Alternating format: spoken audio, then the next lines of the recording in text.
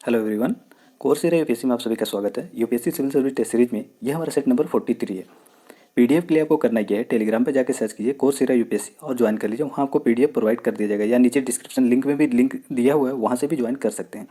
आज के सेट में अगर आप 5 से 7 सही कर पाते हैं तो आप गुड है, लेकिन 7 से 9 कर पाते तो बेटर है। अगर आप 9 से 15 में हैं तो बेस्ट है। आप हमेशा प्रयास कीजिएगा बेस्ट देने का, क्योंकि यूपीएससी के सेट में क्वेश्चन कितने हैं कैसे हैं ये तो कोई निर्धारित तो कर नहीं सकता, लेकिन इसीलिए आप हमेशा प्रयास कीजिए यूपीएससी में 80 प्लस रहने का, क्योंकि गलत होने के बाद भी आप सेफ जोन में रहेंगे। तो इसी तरीके से इसमें आप 9 से 15 के बीच में रहेंगे तो सेफ जोन में है। तो आप हमेशा प्रयास कीजिएगा अपना बेस्ट देने का। आप एकदम अच्छे तरीके से इसको प्रयास कीजिएगा सॉल्व करने का। चलिए पहला क्वेश्चन देखते हैं। पहला क्वेश्चन है, चन्नापटन्ना एक शहर है जो अपने लकड़ी के खिलौनों और लाह है के बर्तनों के लिए प्रसिद्ध है। यहाँ लाख भी इसको बोलते हैं, गोंद भी बोलते हैं, और फिर यूपी और बिहार के रीजन में इसको लासा भी बोलते हैं। लासा ये लोकल लैंग्वेज है, यूपी और बिहार रीजन में बोला जाता है, लेकिन इसको लाह उच्च क्षेत्र में बोले जाते हैं जिस क्षेत्र का ये खिलौने हैं। तो बताइए इसका संबंध किससे है। एक ए दिया है कर्नाटका, बी दिया आंध्र प्रदेश, सी दिया उड़ीसा और डी दिया मध्य प्रदेश। तो बताइए किससे संबंध है इसका, चन्नापटन्ना शहर का।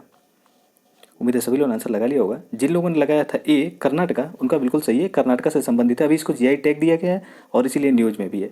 इसके बारे में कुछ अलग जानकारी ले लें तो इसका पहला ये चीज़ याद रखिए कि जो टीपू सुल्तान वहाँ के शासक थे, उन्होंने इसको बढ़ावा देने के लिए स्थानीय कारीगरों को प्रशिक्षित करने के लिए फारस की कारीगरों को भी आमंत्रित किया था, और इसको भारत सरकार ने भौगोलिक संकेतक के रूप में दर्जा प्रदान कर रखा है किसको, चन्नापटन्ना के खिलौने को। तो कुछ इस तरीके से यूनिक खिलौने बनाए जाते हैं जो केवल आपको वहीं मिलेंगे चन्नापटन्ना शहर में, जो कर्नाटक का एक क्षेत्र है, एक जिला है। चलिए अगला क्वेश्चन देखते हैं। अगला क्वेश्चन है, निम्नलिखित में से कौन से देश सीरिया के सीमावर्ती देश हैं। तो सीरिया के कौन कौन से सीमावर्ती देश हैं आपको ये बताना है। इसमें ए दिया है, एक दिया हुआ है सऊदी अरब, 2 दिया हुआ है इराक, 3 दिया है जॉर्डन, 4 दिया है लेबनान और 5 दिया है टर्की। तो बताइए इनमें से कौन से देश सीरिया के सीमावर्ती हैं। उम्मीद है सभी लोगों ने आंसर लगा लिया होगा। आपको पता होगा कि यूपीएससी लोकेशन बेस्ड क्वेश्चन पूछती है और हमेशा खाड़ी देशों से क्वेश्चन हमेशा उठाती है। तो आपको ऐसे क्वेश्चन देखने के लिए मिल सकते हैं, अगर यूपीएससी के देते हैं या फिर यूपी पीसीएस के, तो वहाँ पे भी आपको देखने के लिए मिल सकते हैं। तो बताइए इनमें से कौन से कथन सही हैं। अगर आपने थोड़ा सा भी नोटिस किया होगा खाड़ी देशों के मैप पे, तो आपको पता होना चाहिए कि सऊदी अरब सीरिया के साथ सीमा नहीं लगाता है, तो इसकी सीमा नहीं लगती है। तो आप एक एलिमेंट जैसे ही करेंगे आप आसानी से आंसर पर जा सकते हैं, किसी और पे आपको फोकस करने की जरूरत नहीं थी। सी आपका आसानी से आंसर निकल जाता है। आप यहाँ पे देख सकते हैं सऊदी अरब नीचे है यहाँ पे। मानता हूँ कि मैं मैप मुझे आंसर पता था, लेकिन आप यहाँ इसको नोटिस कर सकते हो। कुछ लोगों को ऐसा लग सकता है कि सर आपको तो आंसर पहले से पता था, तो आप इस बार देख लीजिए, आपको आगे से कभी भी मिस्टेक ना हो। देखिए ये हो गया अपना सीरिया, और देखिए दूसरा अगर ईरान का नाम होता तो भी छट जाता, ईरान का भी सीमा नहीं लगता क्योंकि इराक बीच में आ जाता है। दूसरा यहाँ पे देखें तो जॉर्डन यहाँ पर है दूसरा, और इसके बाद कौन सा है तो इराक। तो इराक तो हमने देख ही लिया, जॉर्डन भी देख लिया। अब दूसरा देखिए तो लेबनान यहाँ पे है, टर्की ऊपर है। इन सबको आपने देख रखा है। उम्मीद आपको समझ में आया होगा। और अगर देखें इधर उसमें इजराइल, तो इजराइल की भी सीमा लगती है। आप ये बात याद रखिएगा, इजराइल की भी सीमा किससे लगती है, सीरिया से लगती है। तो इन सब देश थे ऐसे, आप इनके नाम याद रखिएगा। अगर दे दे सीरिया का मेडिटेरियन सी से लगता है सीमा, तो बिल्कुल सही है, वो सीमा से लगता है सीरिया का। चलिए अगला क्वेश्चन है। अगला क्वेश्चन दे रहा है, नवीनतम परिवर्तनों के अनुसार निम्नलिखित में से कौन लोकसभा विधानसभा चुनाव में पोस्ट बैलेट है, सॉरी हमने बैटल बोल दिया, पोस्ट बैलेट सुविधा का विकल्प चुना जा सकता है। तो किन के लिए कौन चुन सकता है आपको ये बताना है। कथन ए दिया है, दिव्यांग व्यक्ति, 2 दिया है केवल 70 वर्ष या इससे अधिक के आयु के व्यक्ति, और 3 दिया है कोविड-19 संदिग्ध और प्रभावित व्यक्ति। तो बताइए कौन कौन लोग पोस्टल बैलेट का उपयोग कर सकते हैं, आपको ये बताना है। उम्मीद है सभी लोगों ने आंसर चयन कर लिया होगा। जिन लोगों ने 1 और 3 चयन किया है, बी उनका बिल्कुल सही है। देखिए अभी क्या हुआ है, इलेक्शन कमीशन के रिकमेंडेशन पे लॉ कमीशन ने, कानून मंत्रालय ने इसमें परिवर्तन कर दिया और उसको 65 वर्ष कर दिया। पहले 70 वर्ष था, 65 वर्ष घटा के कर दिया है।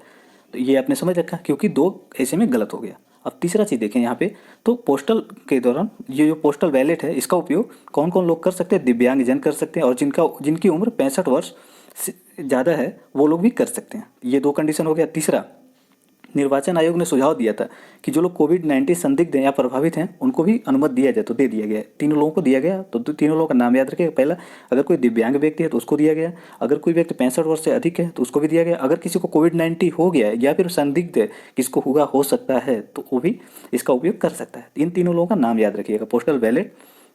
चलिए अगला देखते हैं, वर्गीकृत सेवा मतदाता, क्लासिफाइड सर्विस वोटर। ये भी एक टर्म है, अब इसको याद रखिएगा। शब्द से आप क्या समझते हैं, आपको ये बताना है।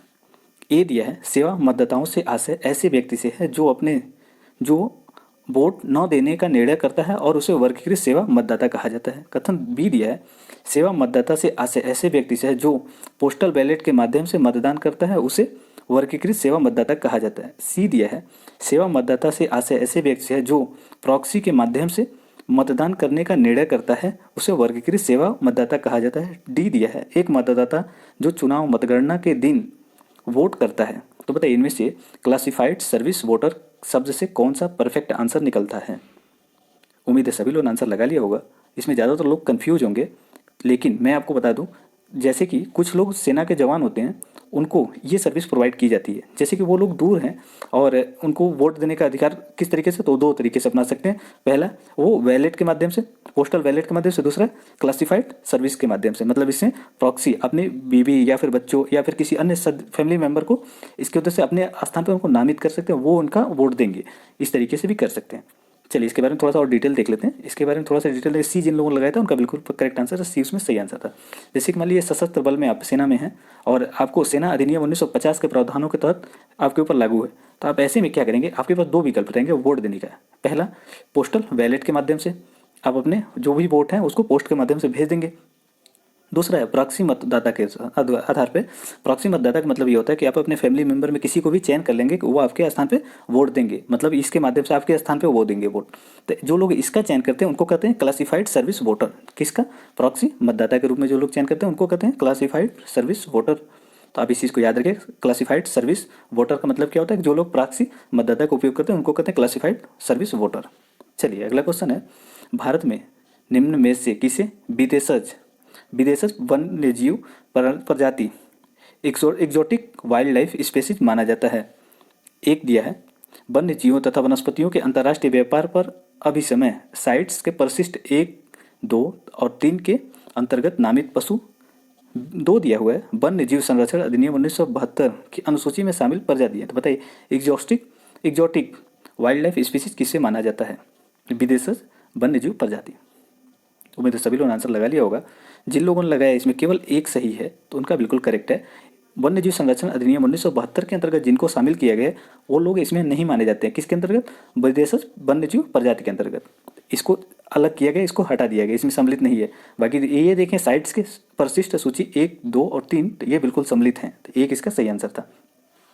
आप यहाँ पे देख सकते हैं, अभी विदेशज वन्य जीव प्रजातियों को मतलब पर्यावरण मंत्रालय ने आयात और निर्यात को विनियमित करने के लिए ये निर्धारित किया है। उसके अंतर्गत ये बताया गया है कि साइट्स के परिशिष्ट 1, 2, 3 में जो भी पशु इसके अंतर्गत नामित पशु हैं वो सम्मिलित होंगे। उनके जो भी व्यक्ति अगर कोई मतलब लेके आ रहा है भारत में या यहाँ से लेके जा रहा है तो उसको रजिस्टर करवाना पड़ेगा और इसके बारे में सूचना भी देना पड़ेगा। तो ये चीज़ें कुछ थी, बस आप इतना याद रखिएगा। एक्जोटिक वाइल्ड लाइफ स्पीसीज किससे संबंधित है, तो आप याद रखिएगा साइट्स के परिशिष्ट 1, 2 और 3 के अंतर्गत सम्मिलित हैं। और इसमें वन्य जीव संरक्षण अधिनियम 1972 की जो भी अनुसूची में प्रजातियों को सम्मिलित किया गया वो इसमें शामिल नहीं होती हैं। ये दो चीज़ कुछ तथ्य थे, उनको याद रखिएगा। पर्यावरण मंत्रालय के वन्य जीव प्रभाग के अंतर्गत आते हैं। यहाँ वन्य जीव प्रभाग मतलब डिपार्टमेंट है, उसके अंतर्गत आते हैं। अगर यहाँ पे देते पर्यावरण मंत्रालय तो डायरेक्ट पर्यावरण मंत्रालय नहीं है, वन्य जीव प्रभाग है इसके अंतर्गत। तो बस कुछ बातें थी। चलिए अगला क्वेश्चन देखते हैं। अगला क्वेश्चन है, हाल ही में समाचारों में चर्चित पॉलीक्रैक टेक्नोलॉजी निम्नलिखित में से किससे संबंधित है, आपको ये बताना है। पॉलीक्रैक के बारे में अगर आपने सुना हो तो बहुत आसानी से आंसर लगा लेंगे, नहीं सुने हैं तो फिर कन्फ्यूजन हो सकता है। तो पॉलीक्रैक तकनीक के बारे में बताइए कौन सा सही है। कथन एक दिया है, नियंत्रित वातावरण में मधुमक्खी पालन। बी दिया है, भूकंप प्रतिरोधी संरचनाओं के निर्माण से। कथन सी दिया है, नकली पासपोर्ट और मुद्रा नोटों का पता लगाने से। और डी दिया है, फीड स्टॉक को हाइड्रोकार्बन तरल ईंधन में परिवर्तित करने से। तो बताइए इनमें से पॉलीक्रैक टेक्नोलॉजी किससे संबंधित है। उम्मीद है सभी लोगों ने आंसर लगा लिया होगा। जिन लोगों ने इसमें लगाया है डी, उनका बिल्कुल सही है। अभी ये क्यों न्यूज में था? न्यूज में इसलिए था क्योंकि ईस्ट रेलवे कोस्ट रेलवे ने मतलब पूर्वी तटीय रेलवे ने अभी देश का चौथा और रेलवे में पहला है रेलवे का, इसने क्या किया है कि एक पॉलीक्रैक टेक्नोलॉजी लगाया है जिसके माध्यम से वेस्ट जो होगा उसको एनर्जी में कन्वर्ट किया जाएगा और इसके जो अपशिष्ट होंगे उनको क्या किया जाएगा, ईंधन में परिवर्तित कर दिया जाएगा। तो ये कुछ बातें थी, इसको याद रखिएगा। भारतीय रेलवे का ये पहला है और देश में चौथा है, ये दो चीज़ें याद रखिएगा। और इसको कौन से रेलवे जोन ने किया है? ईस्ट कोस्ट रेलवे ने किया है। कहाँ हुआ है ये चीज़? तो इसको याद रखिएगा, ये भुवनेश्वर में हुआ है। आप भुवनेश्वर का नाम याद रखिएगा। भुवनेश्वर कहाँ है? उड़ीसा में। तो उड़ीसा में इसको लगाया गया है। ये भारत का पहला है, मतलब रेलवे का पहला है, भारत का चौथा है। चलिए अगला क्वेश्चन देखते हैं। उसके बारे में अगर थोड़ा डिटेल देख लेंगे तो ज़्यादा बेटर रहेगा। वैसे इससे ज़्यादा कुछ डिटेल पूछता नहीं यूपीएससी, लेकिन देख लेंगे तो बेटर रहेगा, मेंस के लिए ज़्यादा फायदेमंद रहेगा। मेंस में आप बता सकते हैं कि किस तरीके से वेस्ट को हम रेगुलेट कर सकते हैं, वेस्ट को कैसे हम कन्वर्ट कर सकते हैं ऊर्जा में, वेस्ट से कैसे हम रिसाइकिल कर सकते हैं। भारत में जिस तरीके से यहाँ पे कचरे का धीरे धीरे पहाड़ बनते जा रहे हैं, तो उसको कैसे हम रेगुलेट कर सकते हैं, कैसे उसको कम कर सकते हैं टेक्नोलॉजी के उपयोग से। तो अब इस चीज़ों को मेंस में लिख सकते हैं। तो थोड़ा सा इसको डिटेल सर्च करके आप पढ़ लेंगे तो ज़्यादा बेटर रहेगा। चलिए अगला क्वेश्चन देखते हैं। तो अगला क्वेश्चन है बम्बाबूसा बम्बूभूसा तुलदा के बारे में निम्नलिखित कथनों पर विचार कीजिए। कथन एक दिया है, बम्बूसा तुलदा भारतीय उपमहाद्वीप की सदाबहार स्थानीय बांस की एक प्रजाति है।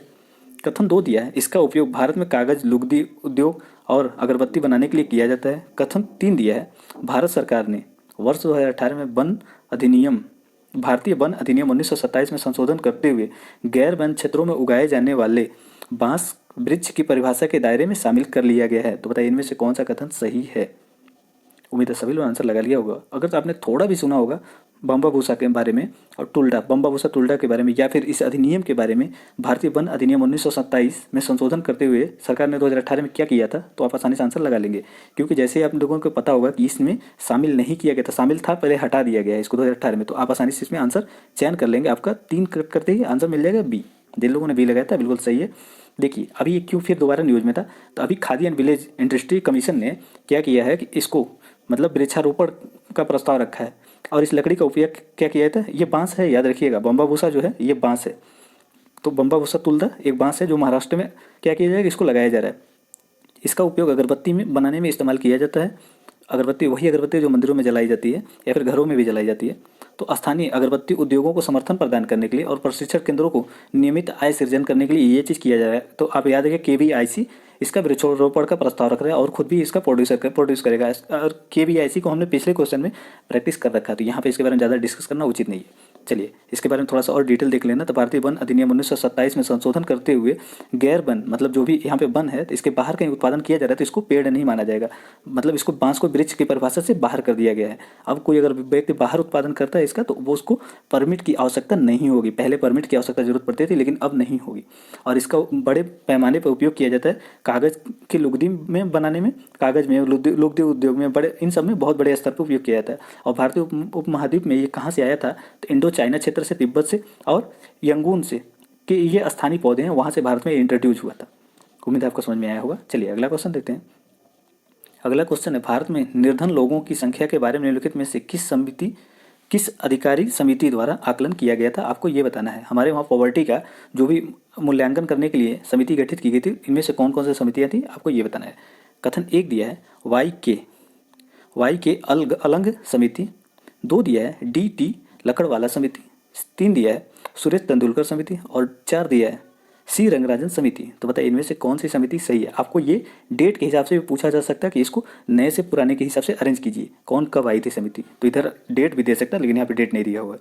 तो बताइए इनमें से कौन सी पॉवर्टी के मूल्यांकन से संबंधित समिति थी।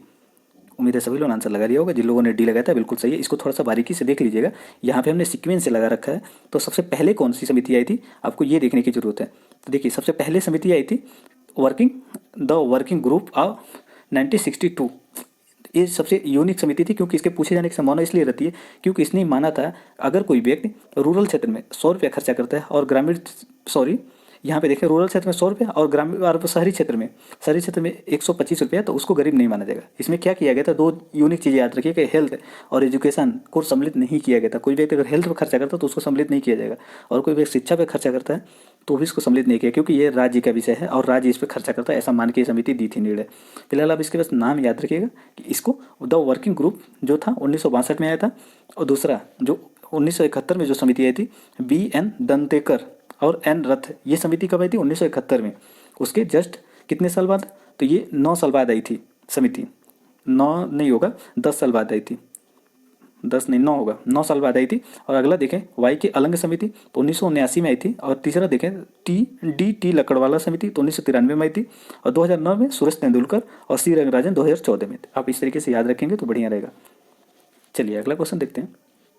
अगला क्वेश्चन, हाल ही में समाचारों में चर्चित भगवान महावीर वन्यजीव अभयारण्य के बारे में निम्नलिखित कथनों पर विचार कीजिए। कथन 1 दिया है, भगवान महावीर वन्यजीव अभयारण्य पश्चिमी घाट में कर्नाटक में स्थित है। कथन 2 दिया है, इसमें दूध सागर झरना अवस्थित है। तो बताइए इनमें से कौन सा कथन सही है, किसके संबंध में? भगवान महावीर वन्यजीव अभयारण्य के संबंध में।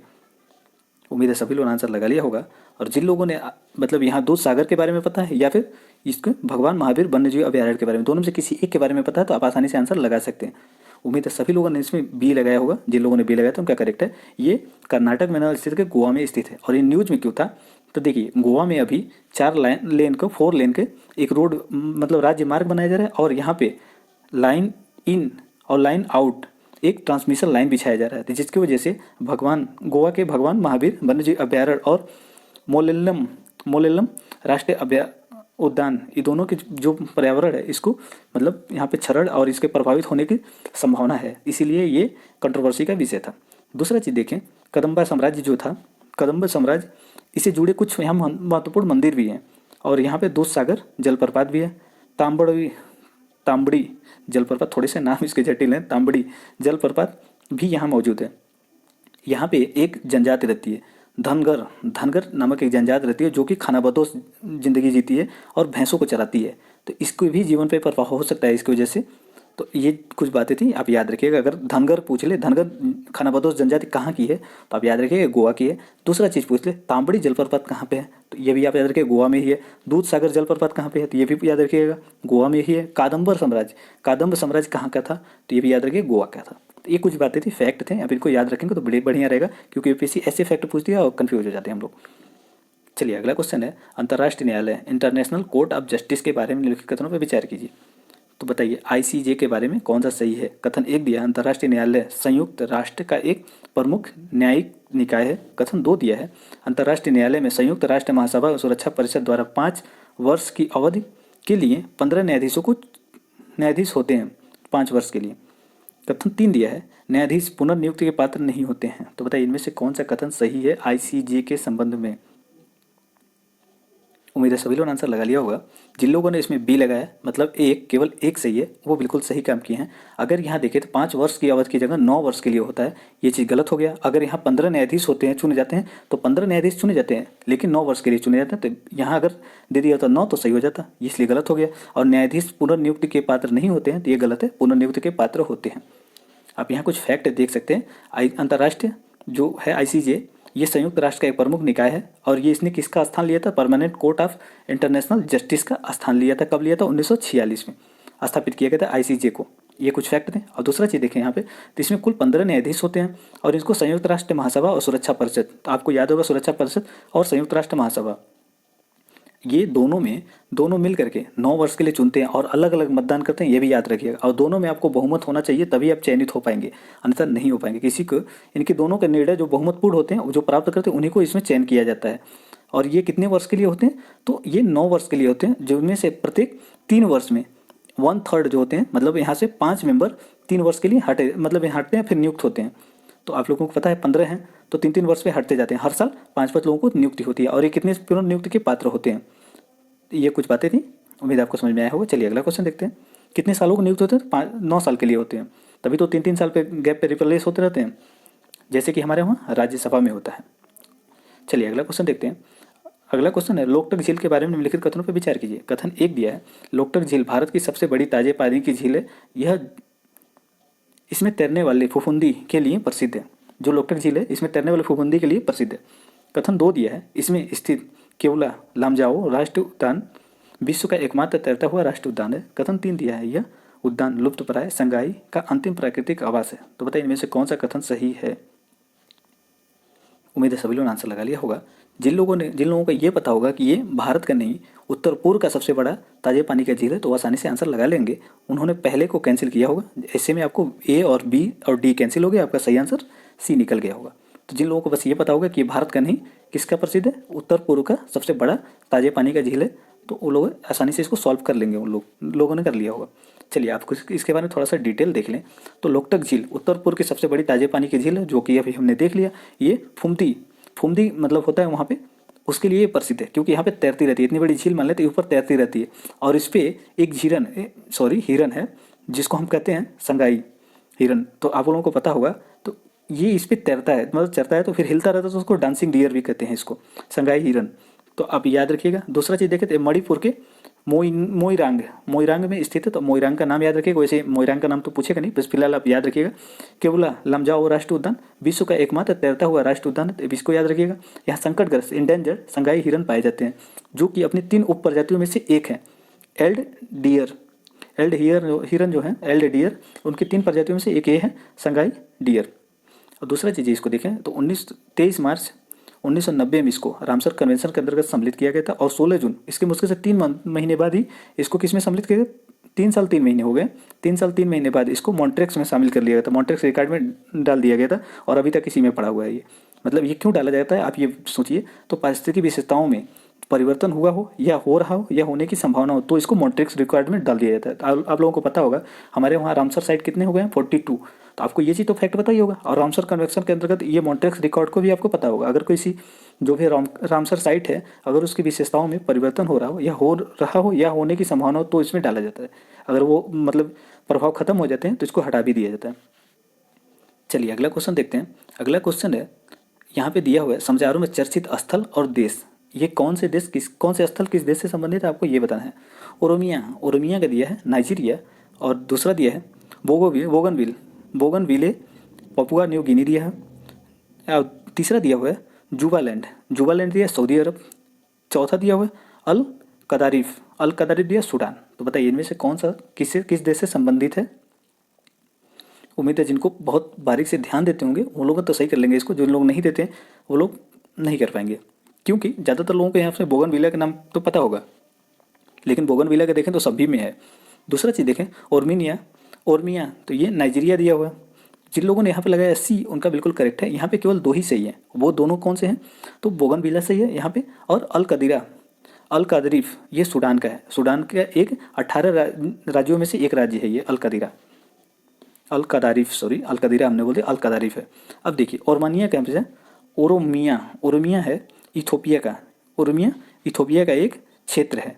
तो यहाँ पे देखते हैं 9 क्षेत्रों में से एक है ओरोमिया, ये किसका है, तो इथोपिया का है, तब याद रखिएगा। दूसरा चीज़ यहाँ पे देखें तो बोगनविल को आप देखेंगे तो बोगनविल यहाँ पे कुछ दिखेगा, यहाँ पे आपको दिख रहा है वो बोगनविल, ये कहाँ पे है, न्यू पपुआ गिनी में स्थित है, जो कि स्वायत्त द्वीप है एक। दूसरा चीज़ देखें तो जुबलैंड दक्षिण सोमालिया में स्थित एक स्वायत्त क्षेत्र है। जुबलैंड आप देखेंगे तो जुबलैंड आपको एकदम साउथ में दिखेगा, जुबलैंड जो कि केन्या से लगा हुआ है। दूसरा चीज़ देखें तो अल कदारिफ, इसको अल कदारिफ भी कहते हैं, कदारिफ भी कहते हैं, मतलब अलग तरीके से इसको प्रोनाउंसिएशन कर सकते हैं क्योंकि ये उर्दू नाम है। दूसरा चीज़ है अल कदारिफ, यहाँ पे दिखेगा आपको साउथ सूडान में, ये 18 राज्यों में से एक है। अल कदारिफ किसका है ये, तो ये सूडान का है। उम्मीद आपको समझ में आया होगा। चलिए अगला क्वेश्चन देखते हैं। अगला क्वेश्चन है बांदीपुर राष्ट्रीय उद्यान नेशनल पार्क के बारे में निम्नलिखित कथनों पर विचार कीजिए। कथन 1 दिया है यह नीलगिरी बायोस्फीयर रिजर्व का हिस्सा है। कथन 2 दिया है इसे प्रोजेक्ट टाइगर के तहत टाइगर रिजर्व के रूप में स्थापित किया गया। कथन 3 दिया है केरल कर्नाटक के बीच राष्ट्रीय राजमार्ग बांदीपुर राष्ट्रीय उद्यान से होकर गुजरता है। तो बताइए इनमें से कौन सा बांदीपुर टाइगर रिजर्व के संबंध में सही है, बांदीपुर राष्ट्रीय उद्यान के संबंध में सही है। उम्मीद है सभी लोगों ने आंसर लगा लिया होगा, जिन लोगों ने इसमें डी लगाया था बिल्कुल सही है। बांदीपुर नेशनल पार्क के संबंध में तीनों कथन सही हैं। आप यहाँ पे देख सकते हैं इसे कब स्थापित किया गया था, तो 1974 में प्रोजेक्ट टाइगर के तहत एक टाइगर रिजर्व घोषित किया गया था 1974 में बांदीपुर राष्ट्रीय उद्यान को। ये पहला फैक्ट हो गया। दूसरा देखें तो NH 74766 मतलब 766 यहाँ पे राष्ट्रीय राजमार्ग यहीं से गुजरता हुआ जाता है। और दूसरा चीज़ देखें तो कर्नाटक राज्य में स्थित एक राष्ट्रीय पार्क है, तो ये कर्नाटक में स्थित है बांदीपुर राष्ट्रीय उद्यान। दूसरा चीज़ देखिए तो यहाँ पे नागरहोल राष्ट्रीय उद्यान, इसको हमने बहुत बार प्रैक्टिस कर रखा है, इसमें भी दोबारा रिपीट कर लेते हैं। नागरहोल राष्ट्रीय उद्यान कहाँ पे, मद्दुमुलाई राष्ट्रीय उद्यान और वायनाड वन्यजीव अभयारण्य, ये किसके हिस्सा हैं, मतलब किसके भाग हैं, नीलगिरी बायोस्फीयर रिजर्व के भाग हैं। ये सारे तीनों के तीनों नीलगिरी बायोस्फीयर रिजर्व के भाग हैं। कौन कौन से, नागरहोल राष्ट्रीय उद्यान, मधुमलाई राष्ट्रीय उद्यान और वायनाड अभयारण्य। यूपीएससी इसको पूछ सकी है वायनाड अभयारण्य के बारे में। दूसरा चीज़ देखिए यहाँ पे तो इसके दक्षिण भाग में सबसे बड़ा आरक्षित क्षेत्र स्थित है। दक्षिण मतलब यहाँ देखें तो ये दक्षिण भारत के सबसे बड़ा आरक्षित क्षेत्र है। दूसरा दक्षिण एशिया में जंगली हाथियों का सबसे बड़ा मतलब प्राकृतिक आवास है, कौन सा, ये नीलगिरी बायोस्फीयर रिजर्व। ये कुछ फैक्ट थे, आप इसको याद रखिएगा। चलिए अगला क्वेश्चन देखते हैं। सूत्रा पीक के बारे में निम्नलिखित कथनों पर विचार कीजिए। कथन ए दिया है, स्वदेशी गायों पर शोध करने का एक कार्यक्रम है सूत्रा पिक। कथन 2 दिया है, यह जैव प्रौद्योगिकी विभाग के नेतृत्व में कार्यरत है। कथन 3 दिया है, इस कार्यक्रम का उद्देश्य भारतीय मूल की गायों के पारंपरिक रूप से संधारी डेयरी उत्पादन के लिए मानक विकसित करना है। संसाधित है। तो बताइए इनमें से कौन सा कथन सही है? उम्मीद है सभी लोगों ने आंसर लगा लिया होगा। जिन लोगों ने यहाँ पे देखा है जैव प्रौद्योगिकी विभाग के नेतृत्व में कार्यरत है तो उन्होंने सही काम किया है। यहाँ पे देखें तो इसका सही आंसर होता है हमारा 2 कैंसिल करेंगे आप तो आपका आंसर हो जाएगा सी। जिन लोगों ने सी लगाया था उनका बिल्कुल सही है, सी इसका करेक्ट आंसर है। आप यहाँ पे देख सकते हैं क्यों वहाँ पे सी करेक्ट था। तो यहाँ देखेंगे तो विज्ञान मंत्रालय के द्वारा वित्त पोषित है और इसका नेतृत्व कौन कर रहा है? विज्ञान और प्रौद्योगिकी विभाग इसका कर रहा है। और यहाँ पे क्या दिया हुआ था? यहाँ पे जैव प्रौद्योगिकी मतलब बायो टेक्नोलॉजी वाला दिया हुआ था, तो इसलिए वो गलत हो जाता है। यहाँ पे है विज्ञान और प्रौद्योगिकी विभाग, साइंस एंड टेक्नोलॉजी है। दूसरा चीज़ देखें यहाँ पे तो ये स्वदेशी गायों पर शोध करने के लिए एक कार्यक्रम शुरू किया गया है जिसमें कोई एक मंत्रालय नहीं है, इसमें कई मंत्रालय सम्मिलित हैं। और इसको कौन रेगुलेट कर रहा है? इसका नेतृत्व कौन कर रहा है? तो विज्ञान और प्रौद्योगिकी विभाग कर रहा है इसको, इसका नेतृत्व। दूसरा चीज़ देखें सूत्रा पर जो ये कार्यक्रम है सूत्रा पिक, इसमें 5 थीम है तो इनको पूरे डिटेल करने में टाइम लग जाता है। तब इसको चाहें तो अलग से देख सकते हैं, इसमें 5 थीम्स है। दूसरा इसके लक्ष्य क्या है? तो यहाँ पे दिया हुआ है जो भी दुग्ध है और दुग्ध उत्पादों को विशेषीकृत करना, उनको विशेषीकरण करना और वैज्ञानिक अनुसंधान करना है, उनकी विशेषताओं को समझना। और इसका और उद्देश्य है पारंपरिक तरीके से गायों की देसी नस्लों से तैयार दही, दूध और घी का चिकित्सा गुणों को वैज्ञानिक शोध के माध्यम से प्रस्तावित करना। तो जो भी इनके वैज्ञानिक गुण हैं जिनका उपयोग है स्वास्थ्य के लिए अच्छे हैं उनको सामने लाना। भारतीय मूल की गायों के पारंपरिक रूप से संधारित डेयरी उत्पाद के लिए मतलब विकास करना है, इनका शोध करना, इसके लिए ये उद्देश्य है। तो आप याद रखें सूत्रा पिक का संबंध किससे? देशी और देसी गायों से संबंधित है और इसमें अनेक प्रकार के उद्देश्य रखे गए हैं जिससे इनका और ज़्यादा इनको इम्प्रूव किया जा सके इनके गुण को। चलिए अगला क्वेश्चन और आज का लास्ट क्वेश्चन। हाल ही में समाचारों में चर्चित देवमाली हाथी अभ्यारण्य निम्नलिखित में से किस राज्य में स्थित है? देवमाली हाथी अभ्यारण्य। तो बताइए देवमाली अभ्यारण्य कहाँ पे स्थित है? ए दिया असम, बी दिया अरुणाचल प्रदेश, सी दिया केरल और डी दिया कर्नाटक। उम्मीद है सभी लोगों ने आंसर लगा लिया होगा देवमाली हाथी अभ्यारण्य के बारे में। जिन लोगों ने अरुणाचल प्रदेश लगाया उनका बिल्कुल सही है, बी इसका सही आंसर है। अब यहाँ देखें तो यहाँ देखिए सालकी प्रस्तावित अभ्यारण्य है और देहिंग पटकाई भूमि में स्थित है। देहिंग पटकाई क्षेत्र में स्थित है ये कौन सा? सालकी प्रस्तावित वन्यजीव अभ्यारण्य, सालकी प्रपोज्ड रिजर्व फॉरेस्ट, मतलब सालकी प्रस्तावित आरक्षित क्षेत्र है, ये वन क्षेत्र है। और अरुणाचल प्रदेश में देवमाली हाथी अभ्यारण्य से के करीब है ये कौन सा? यहाँ पे सालकी प्रस्तावित वन्य अभ्यारण्य। तो उम्मीद आपको समझ में आया होगा। अब याद रखिएगा ये कहाँ पे था? अरुणाचल प्रदेश में देवमाली हाथी अभ्यारण्य स्थित था। आज की सीरीज देखने के लिए धन्यवाद। आपका जो भी क्वेश्चन सही हुआ हो, जितने भी सही हो, आप ईमानदारी से नीचे कमेंट बॉक्स में जरूर बताएं। इससे होगा क्या कि हमें पता चलेगा कि आप अगली बार कितना इंप्रूव कर पा रहे हैं। ये सीरीज देखने के लिए धन्यवाद।